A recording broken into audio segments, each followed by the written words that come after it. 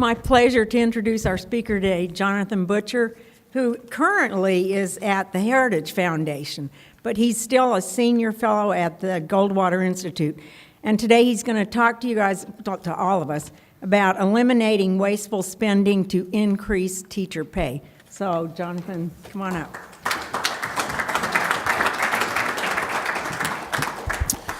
Thank you very much for that brief introduction. I think that you have the rest of my obituary in the handout there before you at the tables. It's always humbling when someone reads that whole thing out loud. So thank you very much. It's a pleasure to be here, and it's wonderful to be back in Arizona. Oh, great. Okay. So some of the remarks that I'll be giving you this afternoon, you may be familiar with some of this data and some of these topics. It's been in the headlines. You've seen the teacher walkouts. You have seen comments now in the Arizona Republic and elsewhere about what's going on with education funding and with teacher pay. So what I'm going to do is begin to frame these issues from the perspective of someone who lived in Arizona and witnessed much of this unfold over several years, and now looks from a different state and is familiar both with other states and the way that they encounter the same problems, as well as a national perspective about the way that we should be looking about this around the country. But most critically, as I talk about what's going on in districts around Arizona, I'm going to change the narrative here. We're going to change the way that we talk about this money and talk about what could be done with these funds that I'm about to point out to you have been wasted and have been put towards things that are not contributing to student learning. So, as many of you know, Arizona is growing. For more than a century, Arizona has been one of the nation's top places to live and work. Arizona was the second fastest growing state in the U.S. from 1900 to 1950, and then again from 1950 to 2000, according to the census. This trend continued in the 21st century. Between 2000 and 2010, Arizona was the second fastest growing state in the U.S. and the seventh fastest between 2010 and 2017. In 2017, Tempe claimed the top spot on U-Haul's ranking of the fastest growing U.S. cities. For 2 years in a row, the U.S. Census Bureau has reported that Maricopa County is the nation's fastest growing county. Education makes up by far the largest part of the state budget. So the K-12 enrollment and changes to the state budget, these little numbers, you don't have to worry about exactly what the little numbers are. The important thing is that the red bar represents Arizona. So Arizona has had the second fastest growing K-12 population from 1990 to 2018. So this, of course, is representative of all those other figures I was giving you just a moment ago. What that means when you're a fast-growing state is ultimately you are likely to have a rapidly expanding and growing K-12 population. The state has made significant investments in education for decades. K-12 public schools account for the largest share of Arizona's $10 billion general fund, and no other category of public service comes close. According to legislative analysts, 43% of Arizona's general fund is being used for public schools in 2018. So William Buckley, founder of National Review and longtime conservative, a name that many of you may be familiar with, his brother Reed tells a great story. He asks, how high would a pile of $1 million make in $1,000 bills? So $1,000 bills, you stack them up. How high would a pile of $1 million make? Any guesses? 7 inches. 7 inches. Now, how high would a pile of $1 billion make in $1,000 bills? 28 feet higher than the Washington Monument. So to put that in perspective, if we spend $600 billion every year in state, federal, and local taxpayer dollars today around the country on education alone, K-12 education, that's about 60 miles high. Arizona's portion of that, the $10 billion I was just talking about, it would stretch from here, where we're standing, to the Phoenix Preserve every year. So what has been done in recent years, and why has there been so much fuss about spending in Arizona? Since 2016, Arizonans have seen 4 significant changes to the state education formula. And here are names that you're going to be familiar with and should be things that you have seen in the headlines. So 1, Proposition 123. 2, teacher raises in 2017. 3, the legislative extension of Proposition 301. And then 4, the 2019 state budget. I'm going to review these quickly and then get into the topic du jour, which has to do with how this money is being used. So quickly, in 2016, Arizona voters approved Proposition 123, a ballot measure that changes the amount of education spending that comes from the state land trust and also requires additional spending from the state general fund until 2025. Most of the new spending will come from changes to state withdrawals from the land trust, as I said. Many of you may know or may be aware, but approximately 13% of the land within Arizona's borders is held in trust, which means the state sells or leases the land for agriculture, cattle grazing, commercial use, etc. Lawmakers use the money generated from this trust to help pay for district and public charter schools. Prop 123 increased the annual land trust distribution used for K-12 public schools from 2.5% to 6.9% for 10 years. After 10 years, the distribution level will return to its position prior to the proposition. So you can see this increasing set of bars here on the graph. Again, the small numbers at the top matter less than what you're seeing is the increase in what's coming from Prop 23 over the years between now and 2025. In dollar figures, the additional revenue from Prop 123 will total about $3.5 billion to Arizona public schools over the next decade, an average of $350 million per year. The additional spending represents 3 to 4%, between 3 and 4% of the total amount spent by Arizona district and charter schools annually. So put that in a big picture, right? Prop 23, it's going to represent about 3 to 4% of what is spent on schools every year.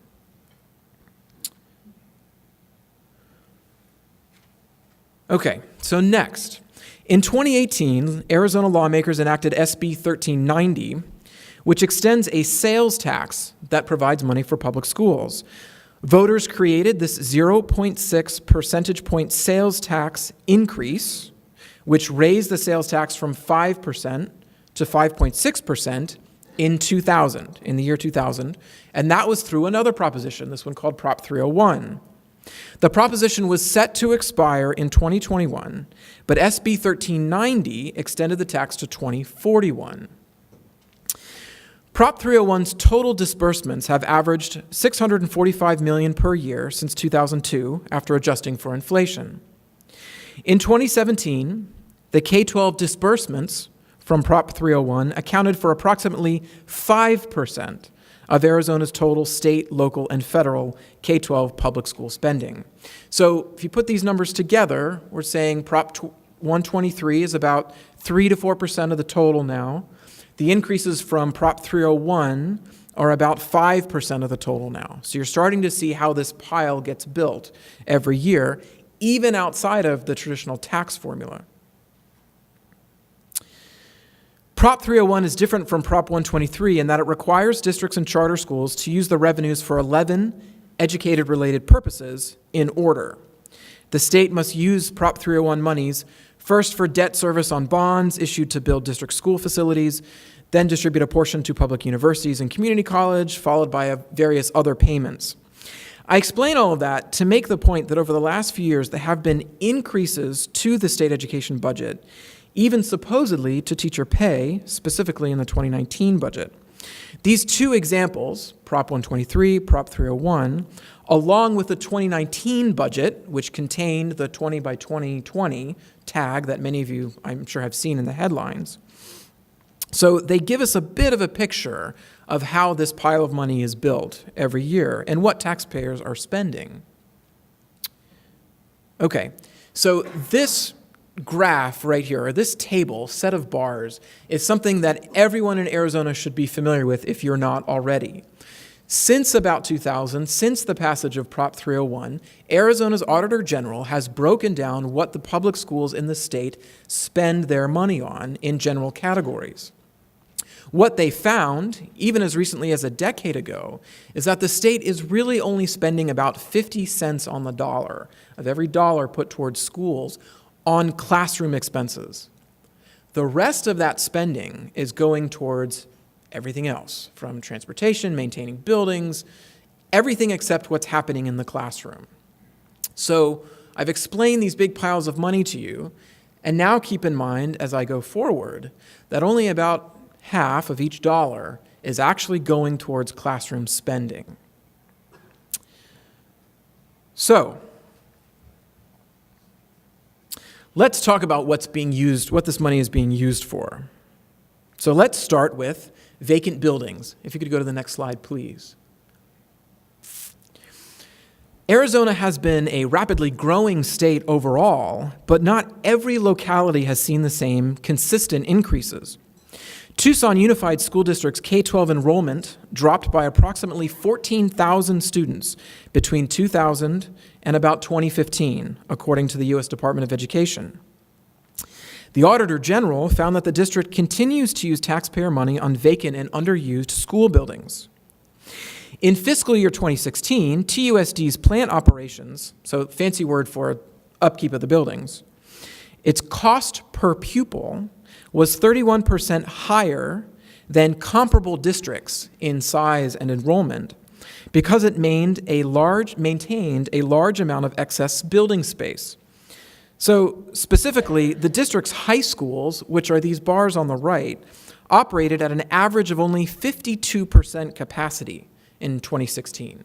So those descending lines here, you've got a list of high schools, and there on the top, Rincon High School, which is at about 82% capacity, all the way to the bottom where Santa Rita High School is at 20% capacity. Already, TUSD was trying to sell a school building before last year's bill, HB 2460, became law. Became official in August. This bill was the legislation that added new requirements to school districts to consider charter school proposals for purchasing vacant buildings. A school board official was quoted in local media saying, and I quote, "And I'll just come out and tell you, if we are going to sell a property, I would rather have that land used to bring more students into our district rather than sell that property to a charter that will take students out of our district." No mention was made of the potential benefits to students from the addition of new learning opportunities in that area.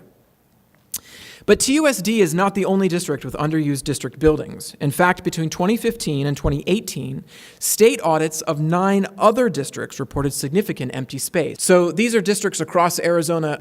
You're going all the way down to Tuba City, which has about 31%. It's using about 31% of its available space right now. Some districts don't even attempt to repurpose closed schools. In Osborne Elementary School District, officials closed a school due to declining enrollment, but chose to keep the building at a minimum level of readiness in case it needed to be used again. Interesting, because Osborne enrollment decreased by 151 students from 2011 to 2014 and has remained virtually unchanged since the 2013-2014 school year.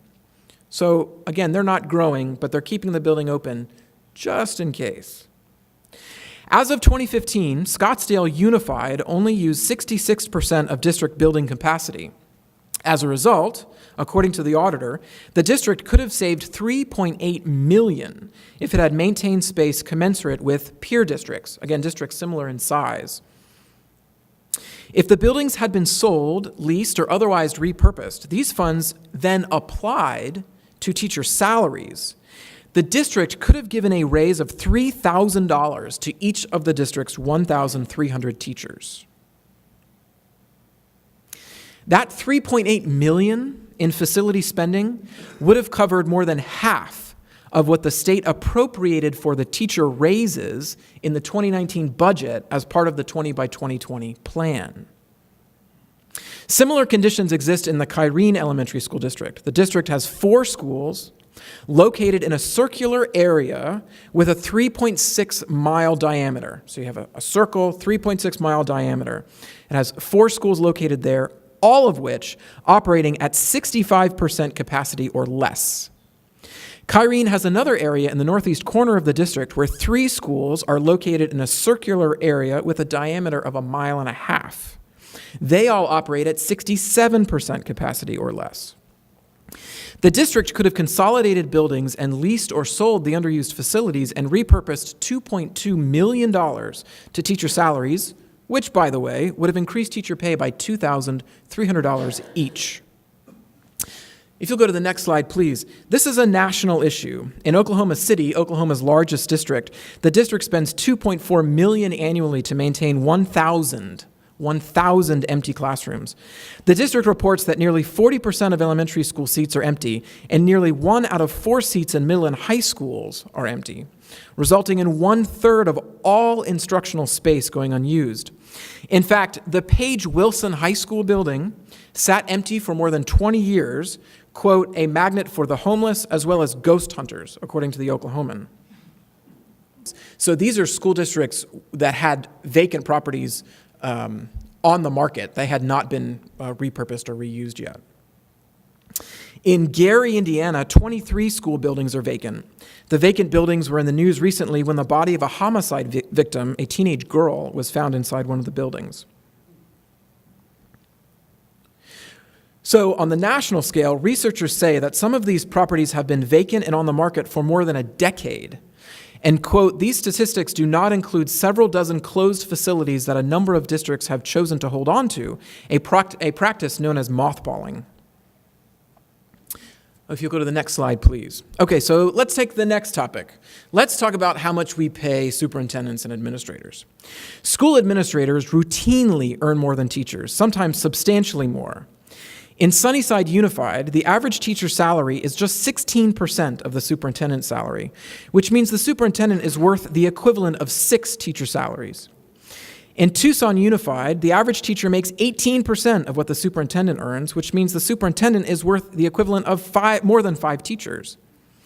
The figures are similar in Litchfield, where the superintendent makes nearly $275,000 per year. Superintendent salaries are not the only source of administrative bloat. Yuma Union spent approximately 20% more on administrative expenses overall than similar districts because the district had so many more administrative positions. The state auditor estimates that if the school district's administrative spending was similar to comparable districts, the district could redirect $1.4 million in administrative expenses to classroom expenses. Remember that 50-cent figure I was showing you before? If Yuma was to do so, they could offer each of the district's 426 teachers a raise of $3,300. For some districts, even routine expenses in the area of food service, transportation, and utilities deserve a closer look. For example, Eloy Elementary School District went over budget in its food service category by $89,000. But the over expenditures were due to simple waste, not the need for additional meals. They just made too many. Auditors estimate that the district produced 21,000 more meals than it needed in 2015, a waste of $73,000. In Eloy, the average teacher earns $41,500, which means that the 45 Eloy teachers could each have seen a $1,600 raise with a better use of these funds. In 2014, at the time of Peoria Unified's most recent audit, Peoria reported more miles in its transportation service, so buses and other vehicles, than were actually traveled. The result in state and local taxpayers overpaying the district was $216,000. But here's the kicker. Ultimately, because of recurring errors in the district's reporting procedures, the auditor says the district, quote, may continue to be overfunded until it corrects this misreported mileage. In Pinon Unified School District, the district employed 23 full-time bus drivers, but auditors report, quote, it was not clear what their work assignments were during the day when they were not driving bus routes or performing driving-related activities. The district saw its transportation costs increase by approximately $60,000 per year between 2010 and 2015, despite no substantial changes in miles driven or students transported. That's a quote from the auditor. Had the district used these funds for teacher pay, the district's 78 teachers could have seen an additional $3,800 go to their salaries during these 5 years when the transportation costs were increasing. Okay, last topic. Over the last 20 years, the Arizona Auditor General has documented fraud involving taxpayer money and school personnel in 21 school districts, approximately 10% of all Arizona districts. After adjusting for inflation, nearly $26 million has been misused. But let's put this in perspective of what it means with teacher pay. Over the course of 5 years, a Topak Elementary School District official and her daughter managed to conduct almost 1,000 credit card transactions and steal some $236,000 from district students and teachers. The individuals bought gift cards, baby equipment, patio furniture, and alcohol, and paid home utility bills. The official even wrote checks to herself and family members from the district's checkbook. These activities went undetected for years. In 2017, when the state auditor reviewed the district's financials, the auditor found that the district, quote, still did not have proper controls in place over expenditure processing, including the payment of credit card transactions.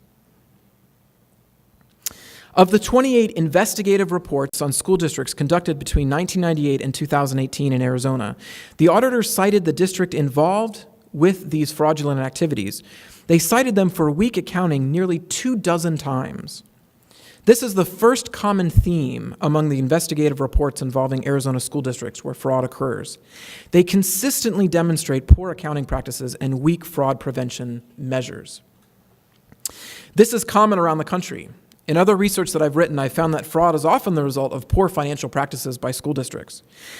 In Oklahoma, another state, by the way, that had teacher walkouts and strikes last year, the state auditor has pursued special investigations of school districts dating back to 1999, and weak accounting practices arise again and again in those reports. I've documented these problems and others in a piece that's out today in a publication called National Affairs.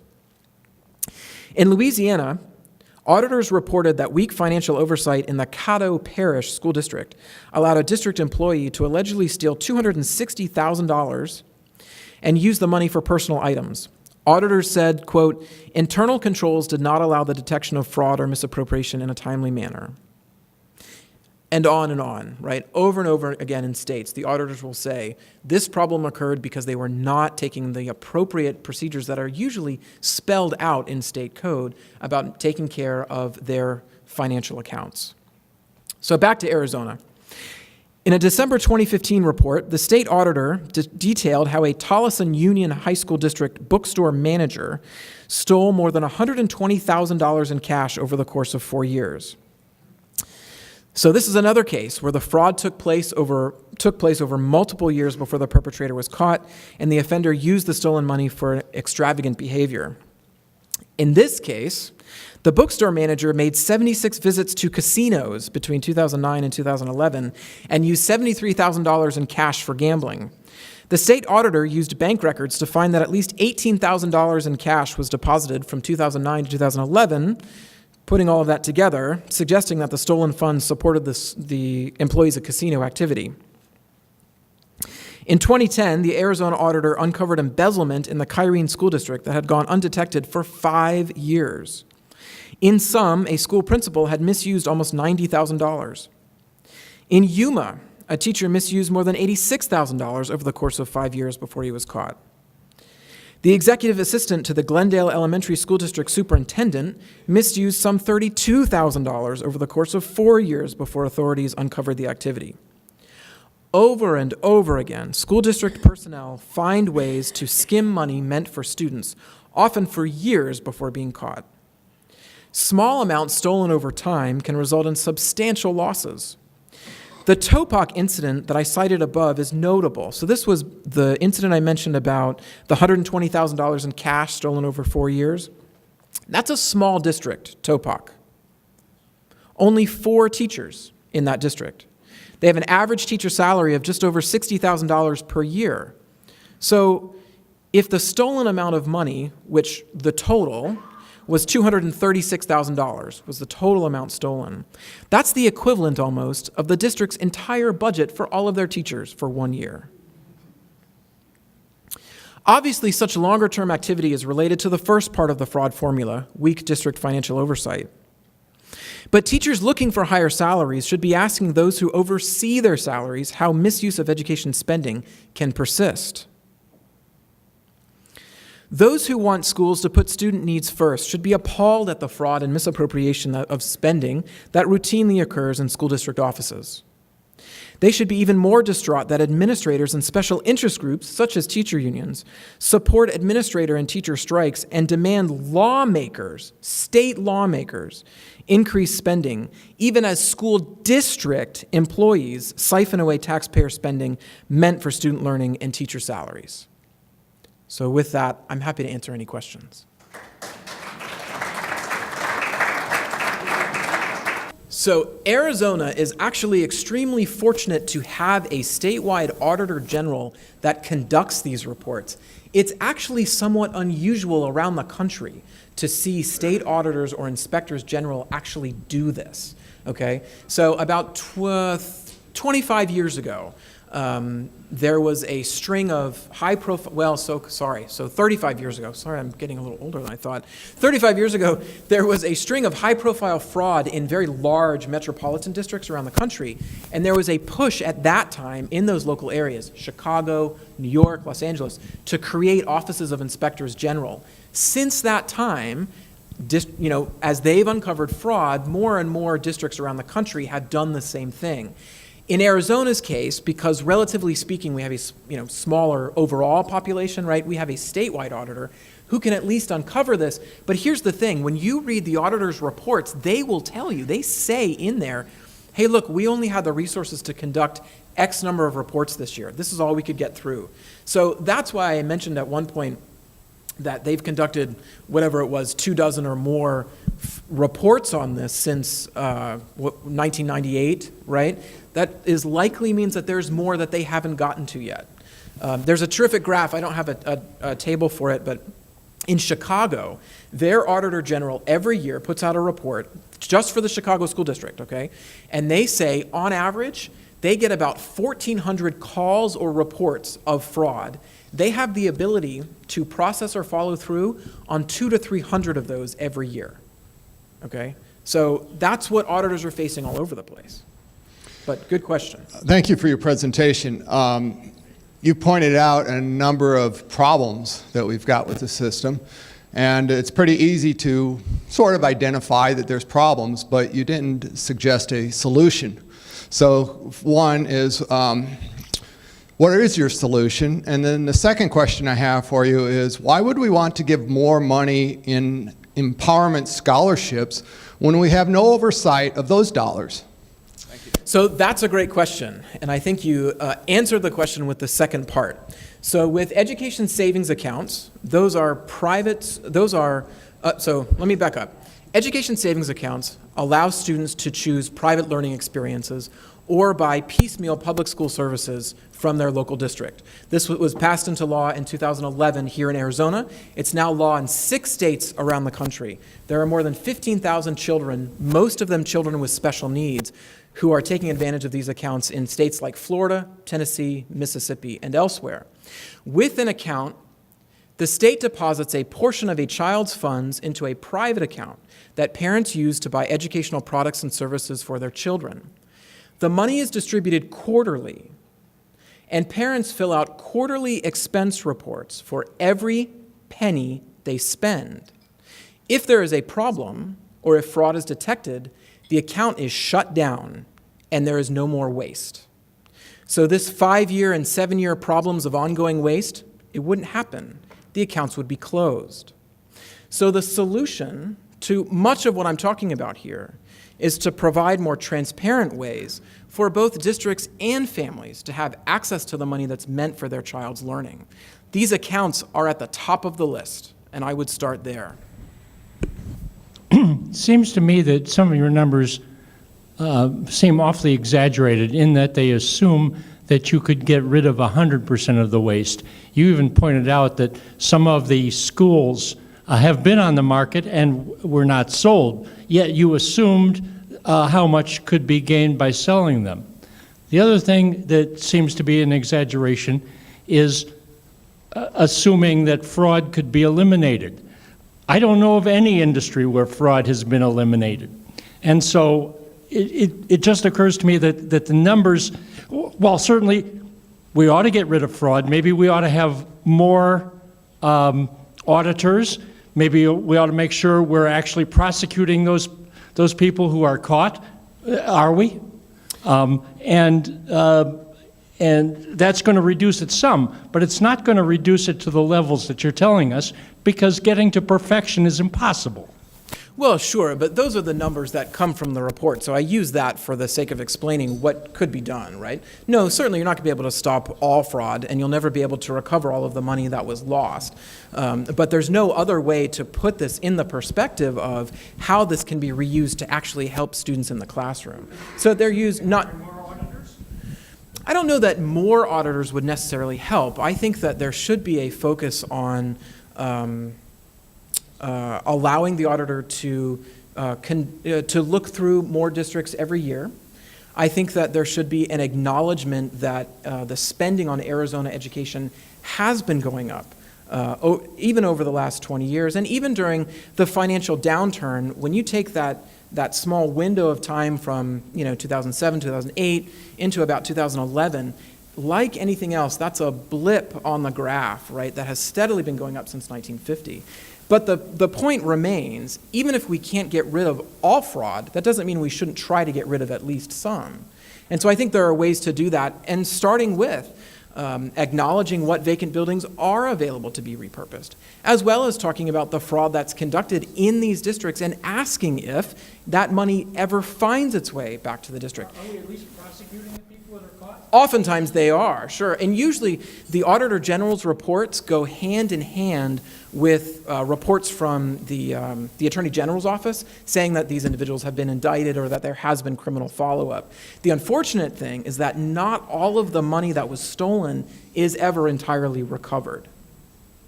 You were talking earlier in your remarks about vacant school facilities that are just going unused. And at the same time, we have some problems here in terms of how some charter schools are utilizing that portion of their budget which is devoted to the rental or purchase of facilities. To what extent do you think that problem could be alleviated by requiring school districts to make those facilities available on a rental basis to charter schools? Good question. So I think on the district side, I think it would provide a way for districts to, I think, recover some of the money that's being wasted right now in unused buildings.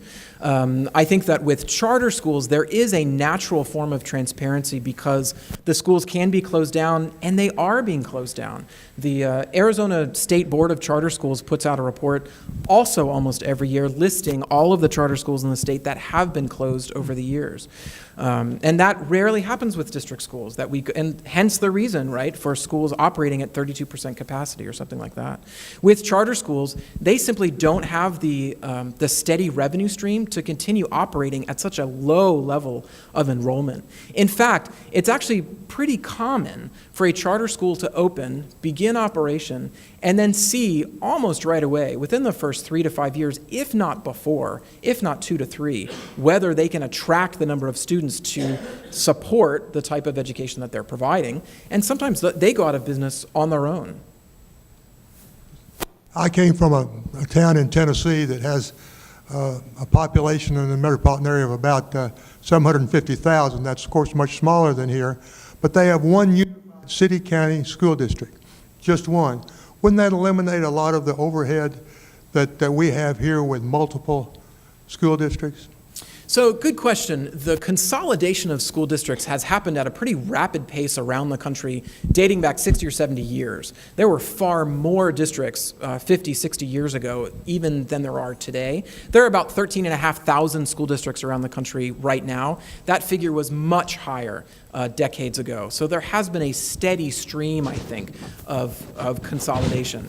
Now, the trick with consolidation is that the positive effects that come from it are very area specific.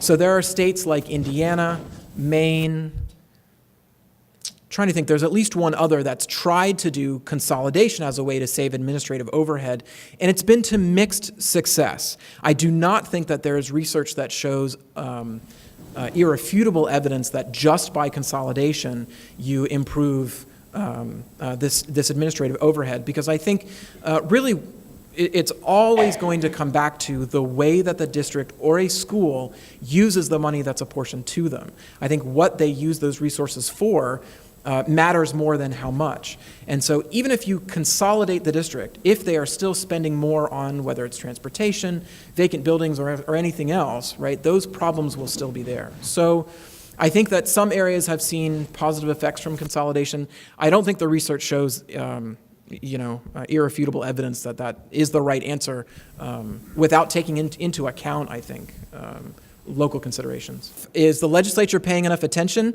I mean, every year they appropriate money to schools. They have responded to the teacher strikes from last year. The raises were in the budget last year. They're anticipated in the budget this year. There were even raises the year before they went on strike. Prop 123 was the year before that. I would suggest that that lawmakers need to say to taxpayers that teachers' unions are not the only ones that they represent. They represent taxpayers and families and students and children. The reason that education savings accounts, for one, are so popular in Arizona and Florida, and when I say popular, I mean popular by the families that are using them, is because they have children with special needs who couldn't find a fit in their local school. There's a scholarship program in Florida that is for children who have been bullied in school or been assaulted in school. There are scholarship tax credit programs for low-income students in states around the country. I mean, these programs are created because every child is different, right? And we need to find ways to represent the needs of every family. And I think, when you look at a system that has persistent, year over year problems that seem to be recurring in the same ways. And that's why I grouped some of these examples in fraud by saying lots of districts that have fraud, we keep telling them you don't have appropriate oversight, and it keeps happening, right? Lots of districts have vacant buildings, and it keeps happening, and we keep telling them, right? So hence the need, right, to create more flexible ways to open and close schools through the charter school model, or to create ways to give families more options for their child's learning through education savings accounts and others. So the question was money that's being spent on technology and going towards administration as opposed to being used in the classroom. I would say every district's need, every school's need is going to be a little bit different. And so to the extent that principals and the teachers that they employ can make decisions about how best to educate the kids that they serve, that I think is going to get us to a place where they are using their budget the way that it should be used. I think we find now that districts set the budget for all of the schools, right, in their area. They often set the teacher pay scales as well. And the further away from the actual place of learning that you set those decisions, the harder it is to customize that experience for a child. I'll tell you this, so probably 10 or 15 years ago, I visited a school in a low-income area in Washington, D.C. I'll never forget, it was a very old building. It might have even been a historic building. And I walked in, and I'm walking through these classrooms, and I finally get to the computer lab, and so remember, this is 10 or 15 years ago, right? So think of what Apple was way back then. Those bright, shiny, new white boxes, all right? It was the biggest deal, right, when you had this new Apple computer. I walked into a lab, and there were all these boxes of unopened, brand new Apple computers all over the floor, right, in this old kind of rundown public school in Washington, D.C., and I thought, what in the world is going on here, right? But I can only guess, but I would suspect that someone either donated the money or the district appropriated the money for that specific purpose and said, you can use it to buy this and do nothing else. And so the district did what they were told, and they bought that. And what do you do with that? I mean, 15 years ago, would many people know how to operate an Apple computer? I mean, there's a whole different operating system. So you can see, right, the problems that come from making decisions further away from the needs of a classroom.